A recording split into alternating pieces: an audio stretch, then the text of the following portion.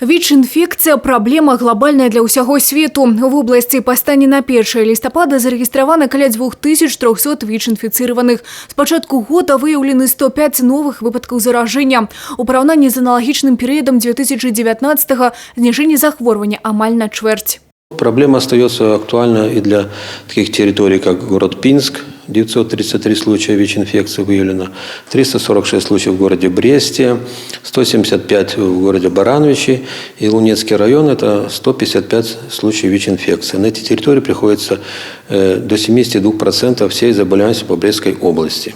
На сёння сярод найбольш распаўсюджаных шляхоў заражэння інфекцыі ў рэгіёне небяспечныя сексуальныя кантакты – каля 85%. У большасці выпадкаў звязаны з працоўнай міграцыяй, каля 10% шляхам унутрывеннага ўвядзення наркотыкаў. Што тычыцца дзяцей, якія нараджаюцца ад інфіцыраванай маці, то пры правільнай тэрапіі хлопчыкі і дзяўчынкі здаровыя.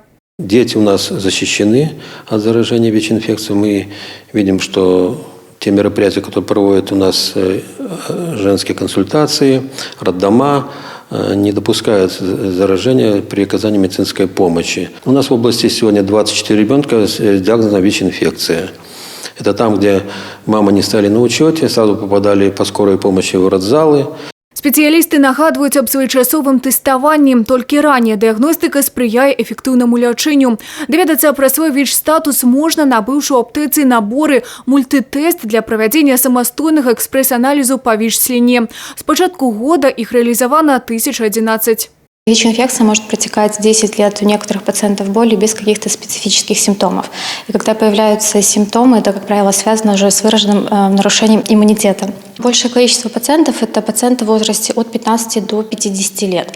Но есть так называемые группы повышенного риска. Это потребители инъекционных наркотиков, женщины с секс-бизнеса, мужчины, имеющие секс с мужчинами. Лица с беспорядочными половыми связями, у них тоже риск инфицирования выше. Сёлета дзень барацьбы са СНИДам праходзіць пад дэвізам «Міжнародная салідарнасць, агульная адказнасць». Ва ўсіх раёнах вобласці будуць праводзіцца інфармацыйна-асветніцкія мерапрыемствы. Юлія Селюк, Александр Сівіцкі, тэлерадыёкампанія «Брест».